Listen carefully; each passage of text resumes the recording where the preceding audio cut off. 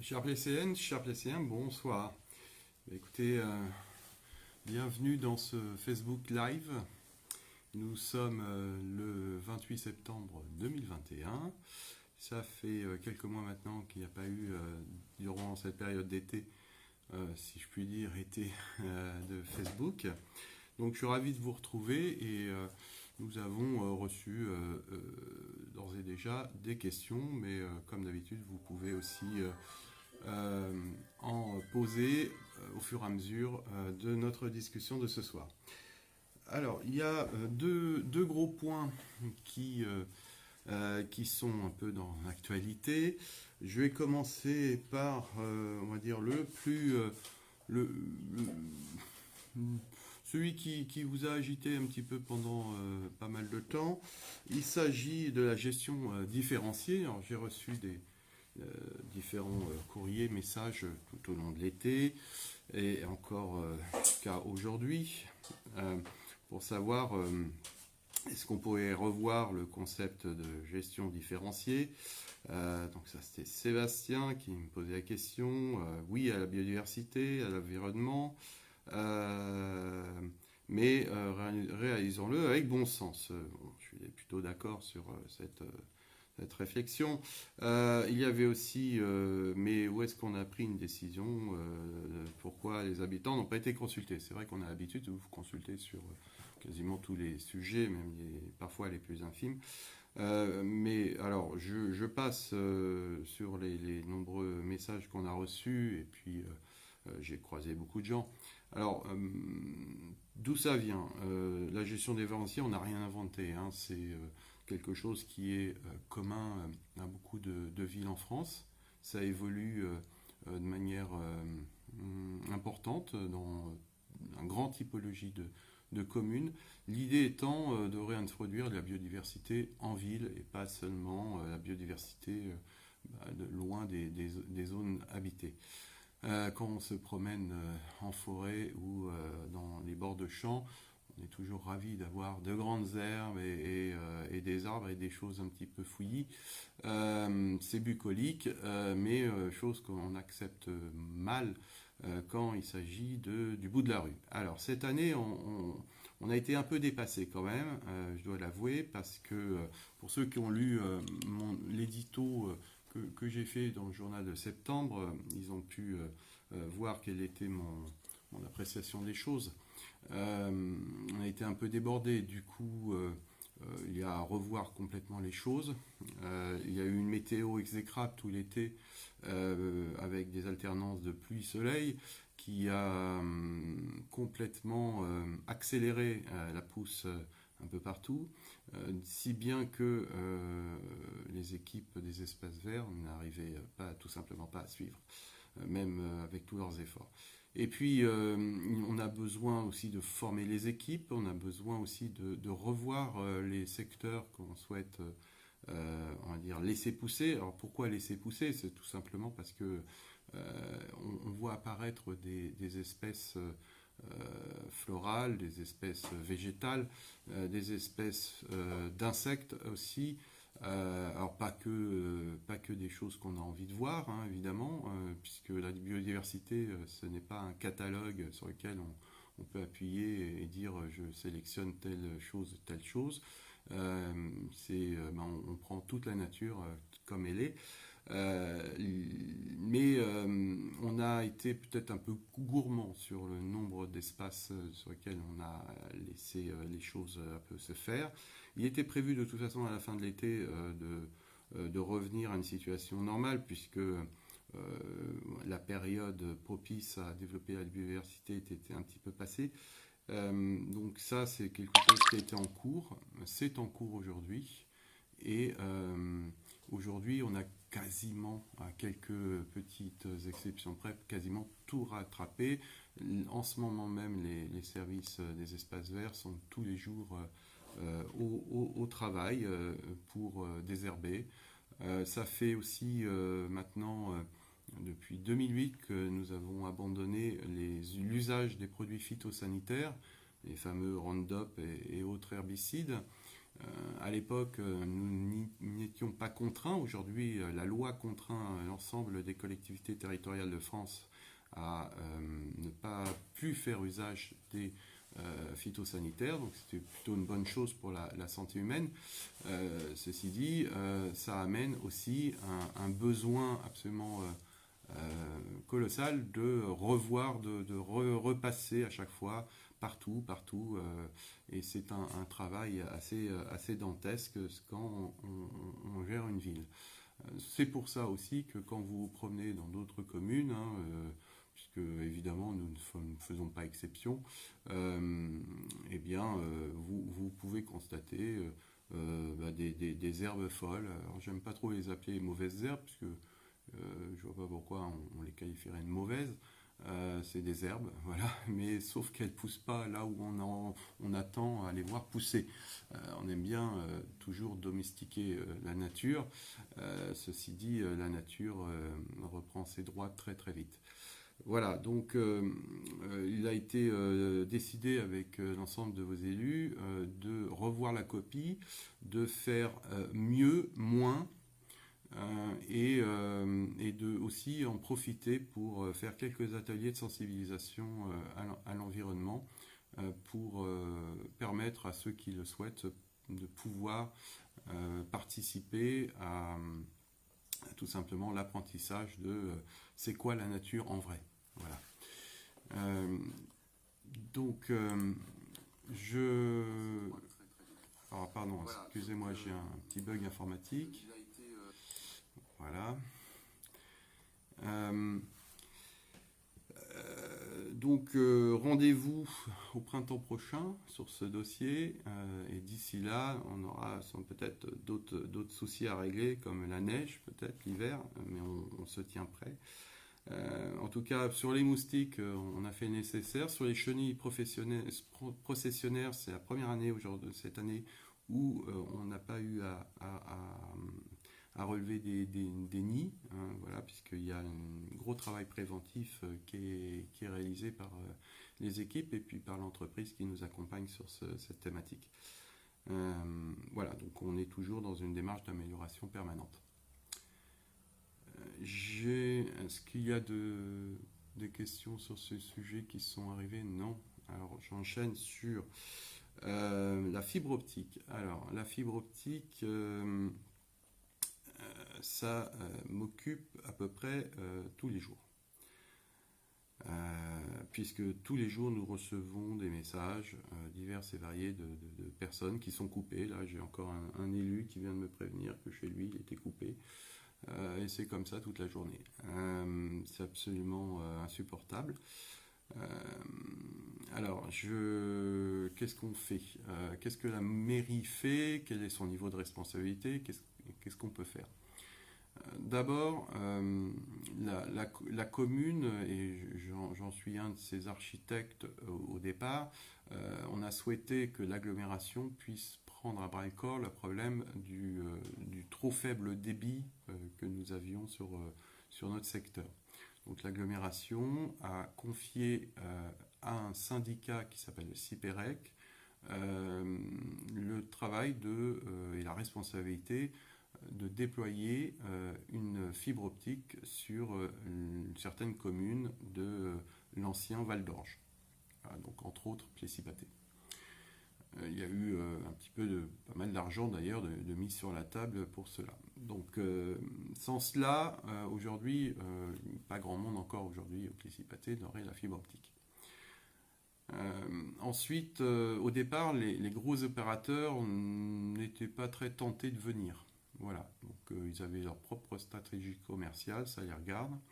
Aujourd'hui, les gros opérateurs ont dit ok, bon, on vient, voilà. Donc ils viennent, pas de problème. Entre-temps, le câbleau opérateur qui était mandaté par le CIPEREC a changé de nom. Voilà, il est passé de Tutor à Covage. Covage s'étant fait racheter il y a quelque temps par SFR, m'a-t-on dit. Ecovage donc est l'entreprise qui est chargée de déployer le système. C'est pas lui qui est chargé de vous amener Internet, il est chargé de vous amener la fibre. Ensuite, chaque opérateur, à travers le réseau que déploie Ecovage, doit vous apporter un service avec une box et un abonnement. Ce qui se passe aujourd'hui, c'est qu'il y a une volonté forte nationale de fibrer l'ensemble de la France, et très vite, puisque l'objectif étant d'abandonner purement et simplement le cuivre dans quelques années.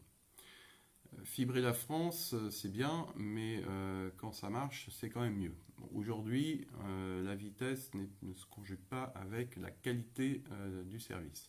C'est ce qu'on se constate tous les jours.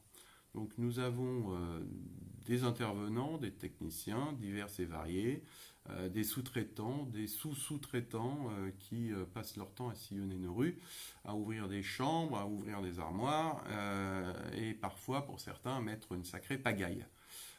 Ils débranchent des gens pour en rebrancher d'autres parce que évidemment eux ils sont branchés au branchement donc ils sont payés au branchement, donc forcément, eux, leur coûte que coûte, ils branchent, quitte à vous débrancher. Et c'est devenu un sport national. Donc, bon, si que le Principauté était concerné, je dirais que ça serait pas de chance. Mais en fait, ce problème, on le rencontre, quels que soient les réseaux, un peu partout en France. Et récemment, la presse s'est fait écho de réactions de maires à ce sujet. J'ai eu une longue conversation avec un cadre du CPREC encore ce midi. Je lui ai expliqué, je lui ai envoyé la lettre que vous allez recevoir et j'ai envoyé un courrier au président du CPREC également ainsi qu'une copie au président de l'agglomération pour l'alerter. Il est parfaitement au courant du problème, Monsieur Brève, c'est-à-dire le président de l'agglomération de Cœur-d'Essonne, puisque lui-même dans sa ville, le Leudeville, il est également dans la même situation que nous, tout comme le vice-président d'agglomération en charge du très haut débit, qui est le maire de Villiers-sur-Orge et qui est aussi dans la même situation que nous. Donc on fait front commun face aux opérateurs, ils sont régulièrement reçus à l'agglomération et on essaye que les choses s'arrangent. Et je crains qu'elles ne s'arrangent pas toutes seules, ni même en rouspétant très fort. Donc j'ai demandé aux élus la semaine dernière de m'accorder la définition d'une stratégie un peu différente de celle que j'avais mis en place cet été, qui consistait un petit peu à les pister via des demandes au coup par coup d'arrêtés de voirie, c'est-à-dire des arrêtés municipaux qui leur permet d'intervenir sur l'espace public. Donc habituellement, ils avaient un arrêté annuel de façon à ne pas avoir besoin de déranger la commune à chaque fois qu'ils avaient besoin d'intervenir quelque part. Mais comme là, ça ne va pas, on leur a demandé de faire une déclaration à chaque coup. Bon, il y en a encore qui feignent de ne pas être au courant, et il y en a qui, en plus, se permettent de dire à vous, à leurs clients, ah oui, mais on ne va pas vous raccorder tout de suite, ou on ne va pas vous réparer tout de suite, parce que vous comprenez, la mairie, elle nous bloque. Bon, en réalité, la mairie, en quelques heures, ils ont une réponse. Tout ça est horodaté. Nous avons deux assistantes qui font d'autres choses, mais qui font quasiment que ça de la journée. On a une hyper réactivité pour leur répondre, donc l'excuse n'est pas valable. Et dire ça est une diffamation publique éhontée que je compte bien, avec votre aide, amener en justice. C'est pour cela que donc j'ai demandé 3 choses aux élus. La première, c'est que nous allons cadenasser les installations avec une chaîne, une barre de fer et un cadenas. Nous allons, ça c'est le premier point. Le deuxième, c'est que nous allons avoir un personnel dédié à décadenasser à la demande quand les opérateurs doivent intervenir, qu'on vérifie leur identité et l'objet de leur intervention. de façon à vérifier autant que possible, mais on n'est pas des techniciens de la fibre, nous hélas, vérifier autant que possible qu'ils ne sont pas en train de faire n'importe quoi. Et qui referment aussi les chambres au sol, puisqu'il leur arrive de laisser grand ouvert les chambres. Il y a eu des accidents dans d'autres communes avec des gens qui sont tombés dans des trous tout simplement. On a retrouvé des armoires grandes ouvertes également, et c'est tout à fait insupportable.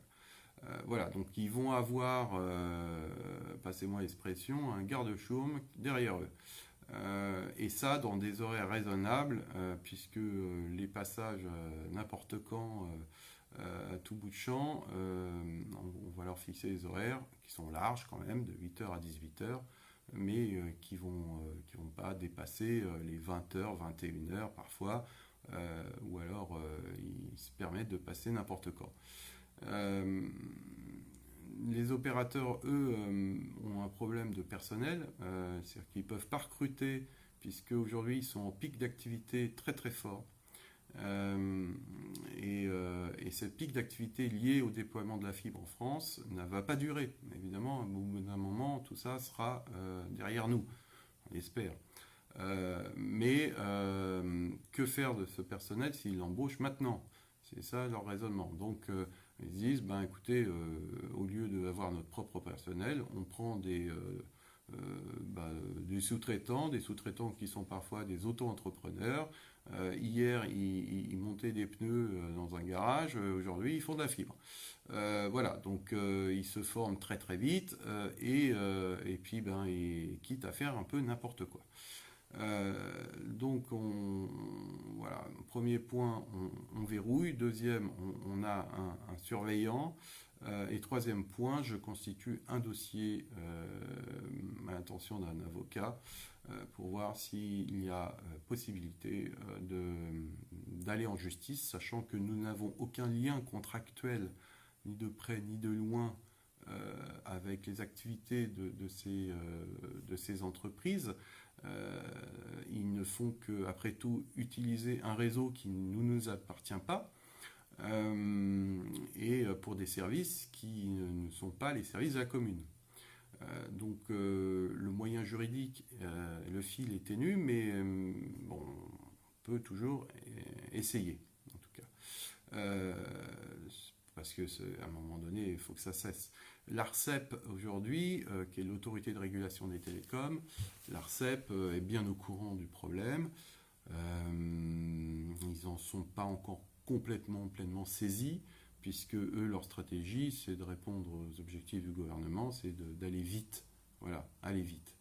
Et puis on fait des pubs à la télé pour dire combien on a fibré la France.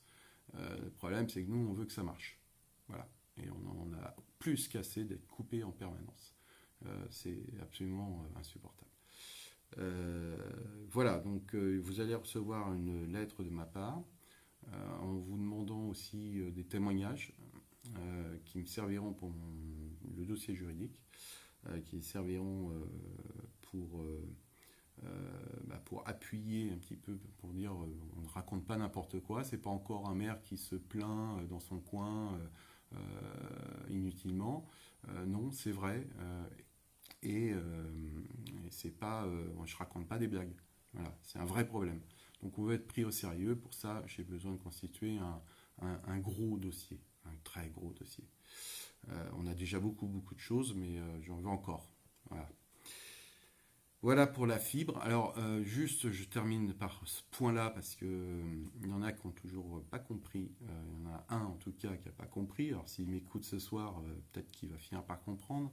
Ça ne sert à rien de s'attaquer aux panneaux SO d'entrée de ville sur ville Internet.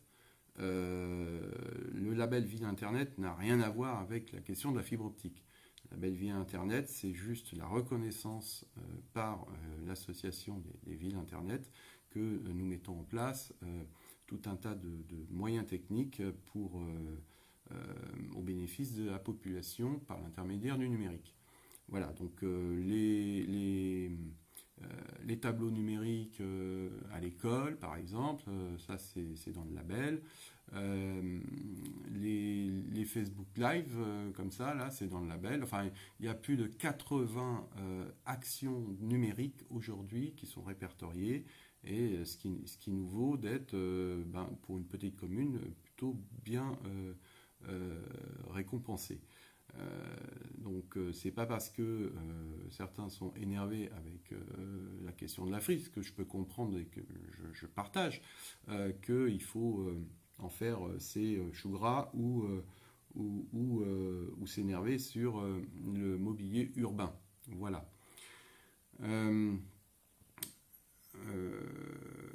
Donc ensuite,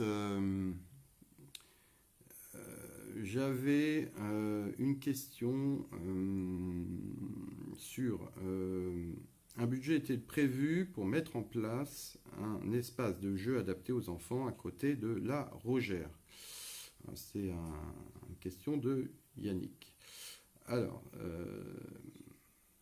il y a quelques années, on a fait une tentative pour mettre des jeux à la Rogère.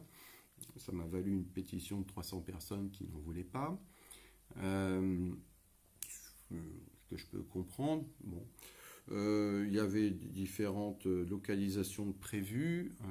Bon, finalement, on a réussi quand même à mettre quelques petits jeux pour les petits au bout du lac de la Rogère. Bon, manifestement, il y a aussi des plus grands qui veulent jouer au ballon, je le sais, et qui envahissent un espace vert qui, à la base, n'est pas fait pour jouer au ballon. Et qui forcément, quand on joue souvent sur un espace vert, celui-ci perd un petit peu l'herbe. Comme quoi, l'herbe ne pousse pas de manière folle partout. Donc, je ne vois pas comment on peut mettre un city stade ou un endroit pour que les enfants jouent au ballon dans ce secteur. Bon, je suis prêt à qu'on en discute, mais cette discussion, elle devra avoir lieu aussi avec les riverains parce que ils ont le droit aussi à la tranquillité. Mais comme les enfants ont le droit de jouer, donc conjuguer les contraires, c'est compliqué, mais c'est mon job après tout. Donc moi, je suis prêt à ce qu'on fasse des rencontres sur place et qu'on étudie des choses. Voilà. Donc venez me voir. À 1, à 2, à 10, peu importe, mais venez me voir. Et on en discutera. Voilà ce que je peux vous dire, mais je suis allé sur place et j'ai bien constaté les choses. Il y a une question, avez-vous une date concernant les projets immobiliers de Essonne Habitat? Là tout de suite, j'ai pas de date. Non, j'ai pas de date. Ça tarde un peu pour des questions très administratives et financières. Ça va arriver, mais pour l'instant, je n'ai pas de date de confirmer. Voilà. D'ici le début de l'année, je pense, j'imagine. Alors, il y a une question sur la forte augmentation de la taxe foncière. Pouvez-vous nous expliquer la raison? Alors, il n'y en a pas qu'une, il y en a deux. La première est ce qui forme le plus gros volume de cette taxe, cette augmentation, c'est la TOM, c'est-à-dire la taxe d'enlèvement des ordures ménagères. C'était pas une volonté intrinsèque de Cœur d'Essonne de le faire. Donc, alors, je vous rappelle, c'est pas la commune qui le vote, c'est l'agglomération. Pour le coup, le taux de TOM, il a été voté par tout le monde. Hein. Il est extérieur au débat qui nous a agité pendant des mois sur la taxe foncière. Donc le taux de TOM est issu d'une très très très très mauvaise gestion d'un syndicat qui s'appelle le CIREDOM, qui a changé de président et qui a accumulé, on va dire, il a fait payer aux collectivités moins cher, le prix des services qu'il offre aux collectivités moins cher que ce qu'il devait. Donc, au bout d'un moment, il a accumulé accumulé des dettes. Et aujourd'hui, la Chambre régionale des comptes ou la préfecture a dit stop. Et on remet les pendules à l'heure. Sachant que nous avions un taux de TOM qui n'était pas parmi les plus élevés non plus du coin, ni de France, loin de là. Mais les augmentations, comme toutes les augmentations, ça fait jamais plaisir. Et c'est pas gaieté de cœur que les élus de l'agglomération ont voté cette augmentation. C'est pas à la légère non plus. Voilà. Donc c'est issu de cette difficulté du fait générée par le syndicat Ciredom. Il y aurait beaucoup à dire, mais je n'ai pas envie de rentrer dans des polémiques. Quant au taux de taxe foncière, lui, l'agglomération a souhaité, et c'est l'une des dernières agglomérations ou intercommunalités des l'Essonne à l'avoir fait, a souhaité utiliser ce que la loi a prévu, c'est-à-dire que les collectivités, les intercommunalités pouvaient fixer un taux de taxe foncière sur les ménages. Quand la loi MAPTAM nous a contraints à fusionner des agglomérations, souvenez-vous, on voulait nous fusionner avec Sénart, avec Corbeil, Évry, l'Arpajonais, pour faire un grand tout à, je ne sais plus, c'était 600, 800 000 habitants, enfin un truc complètement délirant. Donc on a lutté et au final on a fusionné avec l'Arpajonais. On est très content de cela. Nos collègues de l'Arpajonais sont très sympathiques et on reste une agglomération de 200 000 habitants qui est de taille, on va dire, plutôt modeste en Île-de-France. Mais on est très bien comme ça. Sauf que il y a eu un petit bug, c'est que il y a des communes qui n'ont pas souhaité fusionner, dont une qui générait un nombre de recettes très importantes pour l'Arpajonais. Donc globalement, on a fusionné 100% des dépenses, mais 70% des recettes. Donc ça, c'était quelque chose que on savait pertinemment en 2016. Il y avait un bas de laine et il a été utilisé. Et c'est toujours désagréable quand on voit avec quelle mauvaise foi certains ont oublié que tout ça a été parfaitement su, y compris de nouveaux maires qui ont été élus en 2020, puisqu'ils étaient quand même dans le paysage politique local au préalable. Il y a aussi facialement, et là c'est que facialement, une conséquence issue de la loi, c'est que avec la disparition de la taxe d'habitation, l'État, pour nous compenser, a transféré des recettes de taxes foncières du département vers les communes. Donc on se retrouve à additionner les taxes foncières département et taxes foncières communes, le tout pour sur la colonne taxe foncière, et donc le tout pour absorber le déficit lié à la perte de la taxe d'habitation, qui représentait quand même en volume la moitié du volume de la taxe foncière pour le Pesci-Pathé. Donc c'est ce petit tour de passe-passe qui fait que, alors d'un point de vue réel, c'est en euros, que vous payez la colonne de gauche, le département, et celle de droite, la commune, quand les deux se réunissent, de toute façon, c'est la même chose. Bon, sauf que ça va dans les poches de la commune et pas dans les poches du département. C'est la seule différence. Par contre, d'un point de vue dépenses pour le contribuable, ça reste la même chose. Et donc ça peut surprendre. Ça peut surprendre. Alors ça a été expliqué dans le journal municipal. Donc je vous invite à le lire parce qu'il est plutôt très très clair sur toutes ces choses-là. Voilà. Bon, j'espère que j'ai été pas trop trop obscur dans ces choses-là. Alors, je vois poindre une question, mais je vais reprendre les questions qui ont été préalablement enregistrées. Je vais passer aux questions du live juste après pour Eric. C'est une très bonne question. Alors, une question de Anne-Lise.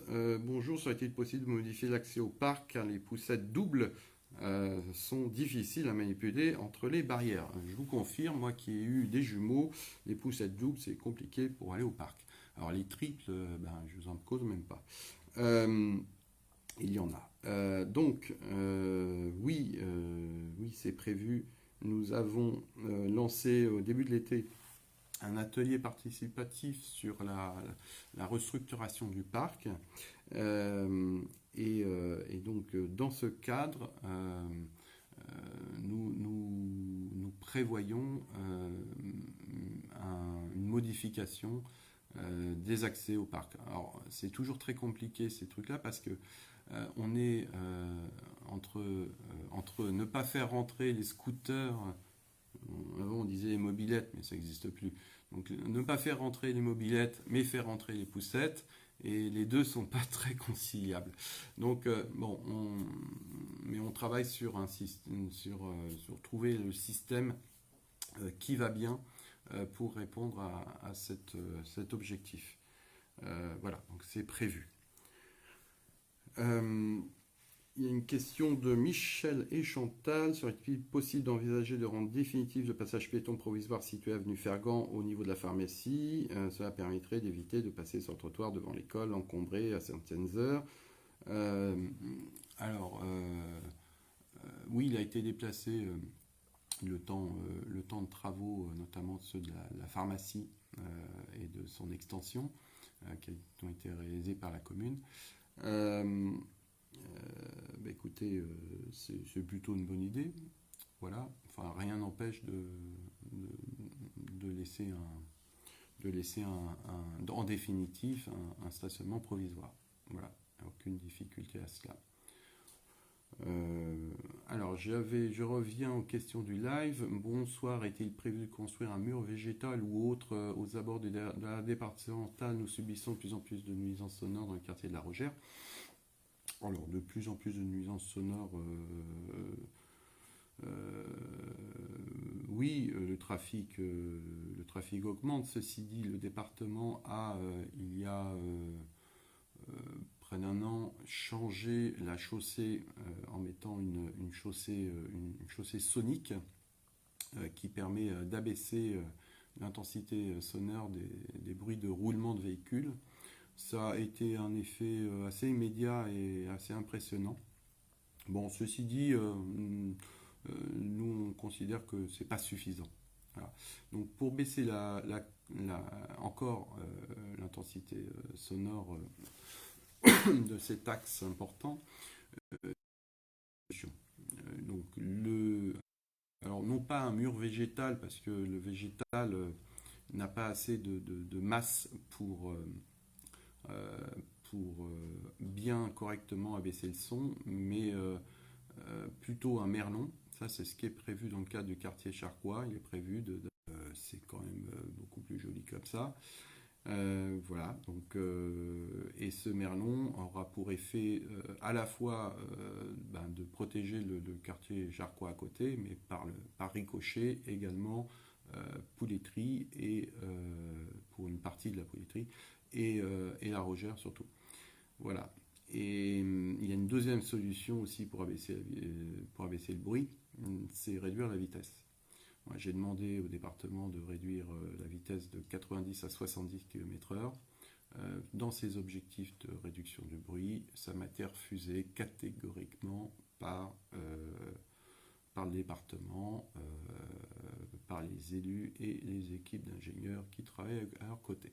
Voilà. Mais c'est pas grave, moi je suis breton, donc vous savez, je n'oublie jamais d'insister et le temps fera son œuvre, puisque je me suis battu depuis des années maintenant pour que cette RD19 ne devienne pas une sorte d'autoroute urbaine. Je souhaite plutôt qu'elles aillent vers une physionomie de boulevard urbain plutôt que de rocade, puisque voilà, hors de question que ce soit une deuxième francilienne. Voilà, moi je le refuse. Euh, alors, donc, quelqu'un revient sur les espaces verts, c'est Maxime. Bon, j'en ai parlé au tout début, donc vous regarderez le replay. Voilà, on est dessus, ça se termine, voilà, et on va reprendre ça. On a eu un petit bug aussi cet été avec notre prestataire, alors c'est plus Père-Antoine, c'est comment il s'appelle déjà, Pinson. Voilà. Donc moi, ils me refont un petit bug comme ça, on leur dira au revoir.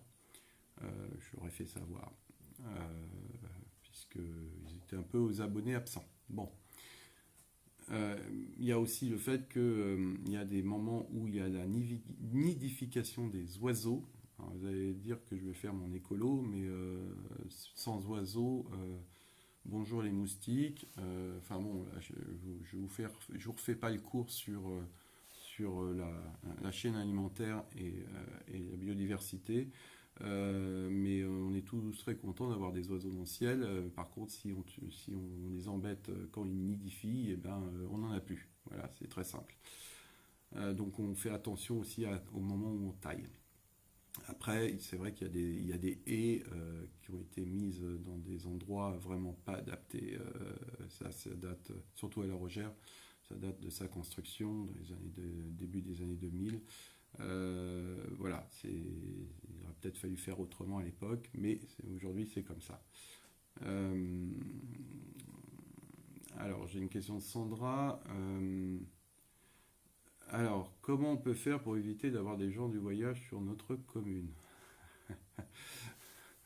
Je vous propose de poser la question au préfet. Voilà. Non, c'est pas une pirouette. Alors, là, en ce moment, on est servi. Il y a eu, on est à 3 envahissements en ce moment. Voilà. Sur 3 endroits différents. Le fait qu'il y en ait autant sur les villes avoisinantes, ça ne me console pas pour autant. Alors, ils se mettent pas sur les espaces publics mairie ou privés mairie. Voilà. Ils sont actuellement sur un espace privé d'une entreprise et sur 2 espaces privés de l'agglomération. Voilà. Et donc quand on demande au préfet leur expulsion dans les 48 heures, le préfet nous répond que on n'est pas conforme au schéma régional d'accueil des gens du voyage. Alors que on n'est pas conforme juste parce qu'il manque un terrain, d'ailleurs qui doit être fait à Bruyères-le-Châtel. Il manque un terrain familial, donc fait pour quelques caravanes, un seul terrain. Alors qu'en terrain de grand passage, c'est-à-dire pour accueillir beaucoup de caravanes, il y en a 3 en Essonne, qu'actuellement il y en a un qui est fermé, et tenez-vous bien, c'est pas une blague, dimanche après-midi j'étais en ligne avec le sous-préfet de permanence qui m'expliquait que c'était compliqué de l'ouvrir parce qu'il y avait la période de la chasse et qu'ils avaient des autorisations de chasse à côté, donc c'était dangereux et qu'il fallait laisser les chasseurs. Et donc ils n'ouvraient pas le terrain de grand passage à Lys. Voilà, mais c'est pas une blague. Hein. Et le troisième, je ne sais même pas où il est quelque part en Essonne, et le second, il est à Brétigny. L'agglo a payé beaucoup d'argent pour que ce soit réalisé, en disant comme ça, on va être conforme sur les terrains de grand passage. Le préfet nous a beaucoup insisté pour que ça soit fait chez nous. Les élus, que ce soit le maire de Brétigny ou le président d'agglomération ou la vice-présidente en charge de la question, ont dit oui. merci, puisque grâce à cela, l'agglomération sur les terrains de grand passage est conforme. Eh bien, ça ne suffit encore pas, puisque là, on a plus de 200 caravanes sur la piste sud de la base, du côté des serres de la ferme de l'Envol, qui sont arrivées dimanche après-midi. Et on a la liaison Centre-Essonne qui est pour l'instant fermée parce que ce serait un peu ridicule de l'ouvrir tout de suite parce qu'elle ne servirait pas vraiment, à part à faire des bêtises dessus en voiture la nuit. Donc, mais on va peut-être finir par faire ça quand même, l'ouvrir. C'est insoluble. Voilà. Donc de toute façon, même les communes qui sont conformes à la loi, elles sont pas plus bien loties. Voilà. Et moi, ça m'est arrivé qu'un dimanche, un sous-préfet de permanence m'appelle pour me dire Monsieur le maire, il faut ouvrir le terrain là-bas parce qu'il y a des caravanes qui veulent s'y mettre. Voilà. Donc, j'ai jamais cédé. Hein. Ils sont partis dans l'Eure-et-Loir ce soir-là. Et j'ai fini par lui dire que je ne savais pas que le week-end, la préfecture était une agence de voyage. Voilà, donc c'est un sujet qui m'irrite au plus haut point et on n'est vraiment pas aidé. Voilà. Bon, bon. Bon, merci Sandra de m'avoir bien énervé ce soir. Vous y êtes pour rien. Alors, j'ai une question de Karine.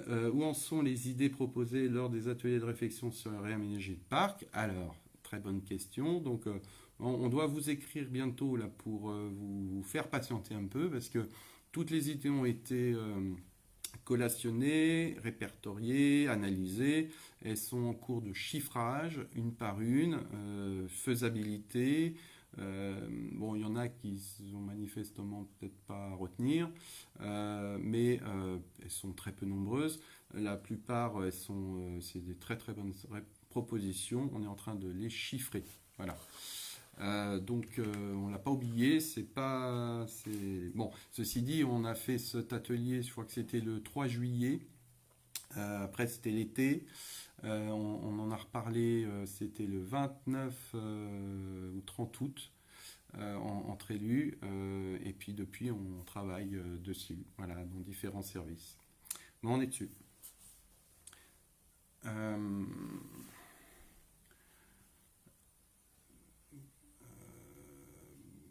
Alors, Pascal me dit qu'on a installé route de Lierre en venant de la Croix-Blanche, un panneau indicateur de vitesse, donc on appelle ça un radar pédagogique. Nous constatons que les voitures ne ralentissent pas pour autant, je suppose qu'il manque le pas. Ceci reste juste un indicateur et nous voyons qu'il n'y a aucun contrôle de police derrière. Je comprends bien qu'un radar coûte énormément cher, mais avoir des contrôles de gendarmes ou de police municipale de temps en temps serait bien. Les amendes les feraient peut-être ralentir. Alors, moi, je vous remercie d'avoir parlé de ça parce que la dernière fois qu'on a fait un contrôle de vitesse, c'était à l'intersection de la sortie de la Rogère, là, devant le garage Renault. Et j'ai quand même un Plessinien qui est venu me dire ils ont que ça à faire. Hein, franchement, ils ne peuvent pas laisser les gens tranquilles. Voilà. Bon. Donc j'espère que. Alors je pense que il est très largement minoritaire, ce monsieur. Mais ça fait pas plaisir. Ensuite, donc ça nous arrive de faire des radars, des contrôles radars. On a un radar pour 3 communes, on se le partage, il tourne avec la police municipale. Voilà, on est très très vite, en quelques minutes, on est repéré, voilà, parce que appel de phare, Waze, voilà, donc tout à coup, c'est comme par magie, tout le monde passe à la bonne vitesse. Donc du coup, comme on ne peut pas avoir des contrôles radar tous les 300 mètres, partout, tout le temps, on a mis des ralentisseurs. Alors il y en a visiblement qui se soucient pas trop de la mécanique de leur voiture puisqu'ils les passent très vite. Et puis le premier ralentisseur qu'on avait installé À l'intersection, justement, à la sortie de la Rogère, il y a un monsieur qui est allé le mesurer en long, en large et en travers, et puis il m'a envoyé les textes de loi pour me dire qu'il n'était pas conforme. Bon, enfin, en vrai, il s'était trompé de texte, mais ça remonte à des années, des années. Il s'était un peu trompé, mais bon, il était quand même très sévère. Alors, voilà, le juste milieu est compliqué. Donc, on essaye de faire quelques contrôles radars. Les radars fixes, ça ne dépend pas de la mairie. Les radars automatiques. Hélas, ça ne dépend pas de la mairie, parce que ça n'est qu'à moi, il y en aurait déjà. J'en ai demandé un à la préfecture sur la route de Corbeil au niveau de la ferme de la pouletterie, ça m'était refusé, puisque l'endroit n'était pas à se considérer comme pas assez accidentogène. C'est toujours pareil, on attend qu'il y ait une avalanche de morts pour réagir. Voilà, donc aujourd'hui, on a mis en place ce radar pédagogique qu'on peut déplacer à plusieurs endroits, qu'on a commencé à déplacer d'ailleurs. Si au départ, il était route de Corbeil au niveau de la rue des Capettes. Voilà, donc c'est une indication. Et après, c'est la responsabilité de chacun. Conduire une voiture, c'est une responsabilité. Voilà. Bon, on constate quand même une moindre vitesse par rapport à ce qu'on n'avait aucun aménagement. Puisque les enregistrements qui avaient été faits il y a une dizaine d'années avec des systèmes de comptage et de mesure de vitesse, le record était à 110 km/h dans cet axe. Et aujourd'hui, c'est plus possible. Voilà, fort heureusement.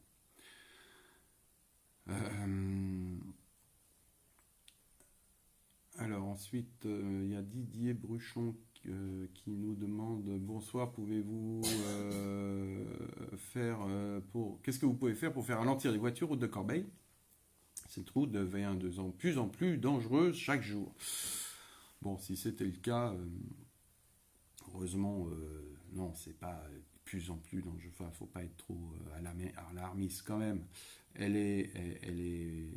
roule. Il y a beaucoup de voitures. Il y en a qui vont trop vite, très vite, oui. C'est une route départementale, je le rappelle. Donc, comme je vous le disais tout à l'heure, le radar de feu à l'intersection avec route de Lierre, route de Letteville a été refusé par l'État. Aujourd'hui, avec les élus, on s'interroge, enfin, on réfléchit à la mettre en zone 30, c'est-à-dire la mettre en zone 30 dans le cadre de la circulation des vélos sur cet axe. C'est aussi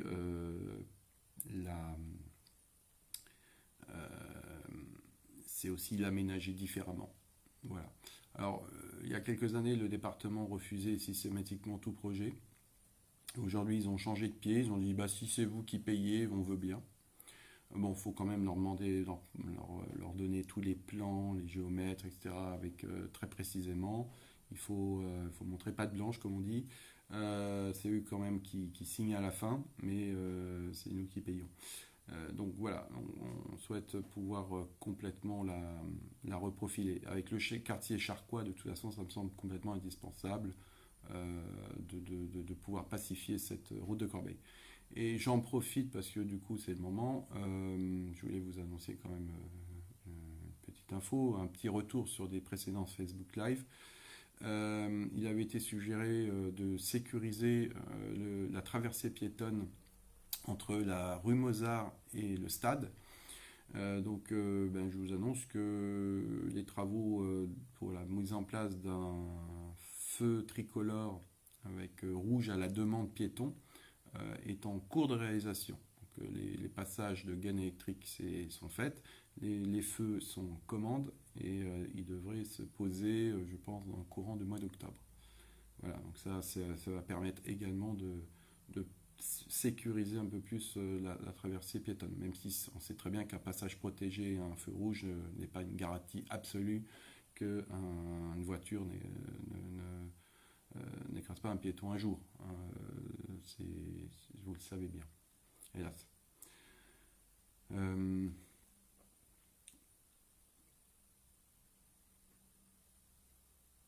Alors, Dimitri, je ne sais pas qu'est-ce cache derrière ce profil. Mais alors, un terrain de route de Levi qui nous a été vendu comme un parc, non, j'ai pas été vendu comme un parc, relisez ce qui a été publié. Il est maintenant fermé. Oui, il est fermé, oui, oui, parce que puisque il n'a pas besoin d'être ouvert à tous les vents. C'est une zone de revitalisation euh, de biodiversité. C'est une zone de respiration. C'est une micro-forêt, appelez ça comme vous voulez, mais en tout cas, c'est comme ça. Et il y a un portail, oui, parce que si vous passez dedans, bah, après, vous pouvez très bien aller visiter les voisins, en toute discrétion. Donc on protège également les voisins. Il n'y a pas de projet si ce n'est que les laisser en l'état. Voilà.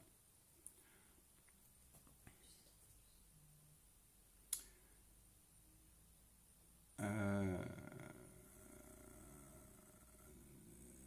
Ah oui, alors Karine nous parle d'une affiche qui a été posée à l'école sur un défilé. Alors c'était euh, le, le carnaval que réalise le comité des fêtes tous les ans.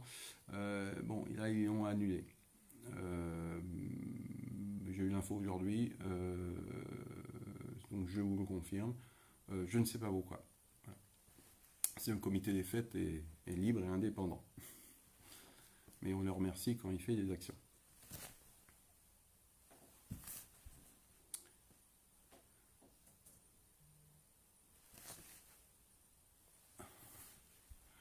Alors, Stéphanie a une question concernant le docteur Séjourné. Sa plaque et ses coordonnées ont été retirées. Alors non, non, le docteur Séjourné, il est là tous les jours. Hein, il a sa voiture tous les jours sur le parking et lui, il est dans son cabinet. Alors oui, il y a un petit malin qui a arraché sa plaque une nuit. Sans doute qu'il n'était pas content que le docteur Séjourné prenne des vacances. Bon, peut-être qu'il préfère pas du tout de docteur, ce monsieur. Bon, je pense que c'est un monsieur, parce qu'il faut être très très costaud pour arracher cette plaque de. Bon. Donc les services techniques vont remettre cette plaque, mais cette fois à l'intérieur, pour éviter que ça se reproduise, parce que c'est la deuxième fois. Et il a eu des gros soucis de téléphonique avec son. Il a, comme beaucoup de médecins, un cabinet comment, une assistante qui prend les rendez-vous à distance. Et donc, il a eu semble-t-il, un gros bug informatique qui n'a rien à voir avec les problèmes de fibre, hein, je tiens à le souligner. Donc voilà, donc moi alors j'ai eu un message un soir de quelqu'un qui me dit il avait peur, bon, donc je l'ai appelé tout de suite, mais il m'a rassuré tout de suite, et puis on s'est vu depuis, il dit non, non, mais bon, voilà, donc Docteur Séjourné est toujours là.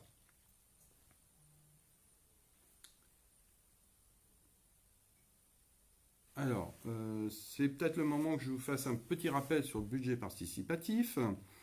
Euh, Vous avez vu ce qu'il en était, enfin, du coup, vous avez peut-être vu passer ça.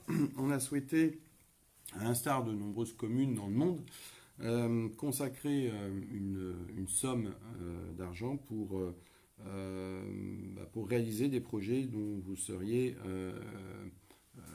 l'auteur. Alors évidemment, c'est pas n'importe quel. Il y a des règles qui ont été définies. C'est pas non plus illimité d'un point de vue financier. Vous pouvez déposer des projets qui coûtent 0 € jusqu'à 30 000 euros. Alors 0 €, c'est pas une blague. Hein. On peut très bien avoir des projets à 0 €. Il y a des choses qu'on fait qui coûtent rien. Mais voilà. Donc la fourchette financière, c'est des projets entre 0 et 30 000 euros. Et des projets qui concernent les attributions qui sont celles de la commune du Plessis-Pathé. Voilà, donc on ne peut pas intervenir sur des compétences qui ne sont pas les nôtres. Évidemment, des choses qui sont déjà inscrites dans le programme municipal et que, par de fait, on doit réaliser, ou que nous réalisons, ne sont pas concernées, puisqu'on a déjà eu l'idée. Et puis, il faut que ce soit de l'investissement, Voilà, donc l'investissement, c'est une notion, c'est expliqué dans le règlement, c'est quelque chose qui est une dépense fixe et pas une dépense qui se répète dans le temps. Voilà, donc si on achète un arbre, ben, c'est une dépense fixe. Si on achète une voiture, c'est pas une dépense fixe, hein, c'est tous les ans. Ou si on recrute un personnel municipal, c'est tous les ans. Euh, donc, l'échéance pour déposer les projets, alors là, il y en a déjà un nombre conséquent qui ont été déposés. Donc, vous avez jusqu'au 31 octobre pour déposer les projets. Si vous n'avez pas d'idée, si vous avez du mal à formaliser vos idées, si vous avez déposé une idée mais que vous voulez qu'elle soit un petit peu réfléchie avec nous, nous avons euh, prévu un atelier dédié qui se passera le samedi 16 octobre à Michel Berger. Vous pouvez venir et on peut en discuter et vous aider à formaliser et à mettre en forme en fait vos projets ou à vous aider à tout simplement vous guider dans vos réflexions. Voilà, donc on sera là pour ça. Euh, bon, donc on vous encourage à. Alors il y a déjà d'ores et déjà de belles idées. Alors il y en a quelques-unes qui sont hélas très jolies mais pas réalisables. Euh, j'ai pas dit pas réaliste, hein, j'ai dit juste pas réalisable. Euh, de très belles idées. Et puis il y en a des très belles qui sont parfaitement réalisables. Mais après, une fois que toutes ces idées seront passées au crible, euh, eh bien, c'est l'ensemble des Plécéiens à partir de 12 ans qui pourront voter pour le ou les projets qu'ils souhaitent. Voilà. Et donc il y aura un ou des lauréats. Donc allez voir la page internet dédiée à cela. Vous avez des petits QR codes, vous avez le lien un peu partout, vous avez le lien sur Facebook, sur le site internet de la commune. Voilà, un petit peu de curiosité, on vous met à contribution et on vous donne la parole.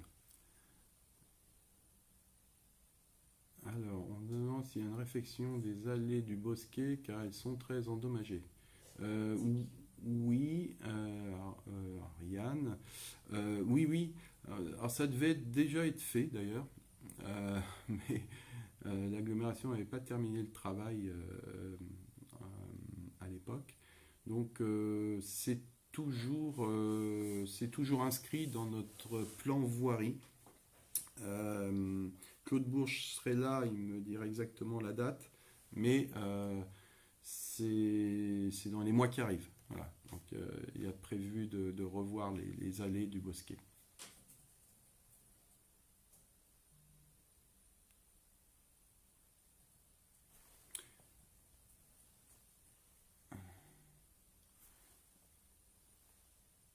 Ok, bah écoutez, ça fait quasiment une heure. Je ne vois plus de questions apparaître. Moi, j'ai pas oublié de questions sur ma petite feuille.